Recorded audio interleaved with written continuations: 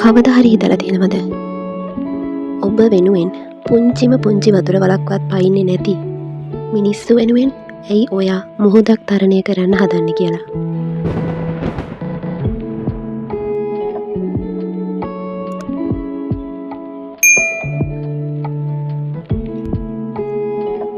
අපි හැමෝම ජීවිතේ එකම එක පාරක් හරි මේ වැරද්ද කරලා තියෙනවා.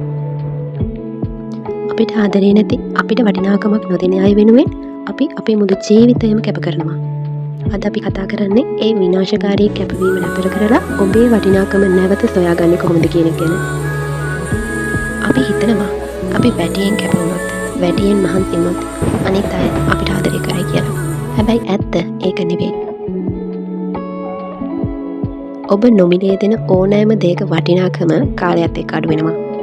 ඒක ඔබේ ආදරය වුණත්, කැපවීම වුණත් ඒ හැම දෙයකටම මේක පොදුයි. ප්‍රතිචාර නැති තැන කැපවීම නිෂ්ඵලයි. ඔයා කෙනෙක් වෙනුවෙන් කරන කැපවීම අගය කරන්නේ නැත්තම් ඔයා කරන්නේ ඔයාවම දිය කරගන්න එක විතරයි. ගෞරවය ආදරයට වඩා ඉහළින් තියන්න. කෙනෙක් ඔබට ආදරය කරනවට වඩා ඔබව වටිනා මනුස්සයෙක් විදියට පිළිගන්න එකයි වැදගත් වෙන්නේ. ඔබේ ශක්තිය ඉදිරි කරගන්න. ඔබ අකෘතඥ මිනිසුන් වෙනුවෙන් වැය කරන ශක්තිය ඔබේ දියුණුව වෙනුවෙන් යෙදෙව්වනම් ඔබ අද ඉන්නේ කොතැනද? මුහුදක් තරණය කරන්න. හැබැයි ඒ ඔබ වාගය කරන, ඔබ වෙනුවෙන් වතුර වලකට නෙවෙයි, ලෝකයට මොනත් මුහුණ දෙන්න ලෑස්ති අය වෙනුවෙන්. මතක තියාගන්න, ඔබ වටින කෙනෙක්. ඒ වටිනාකම දන්නේ නැති අයට ඔබව අහිමි වෙන්න ඉඩ හරින්න.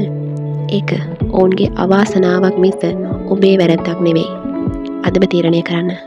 ඔබේ වටිනා කාලය සහ ආදරය කා වෙනුවෙන්ද වැය කරන්න කියලා.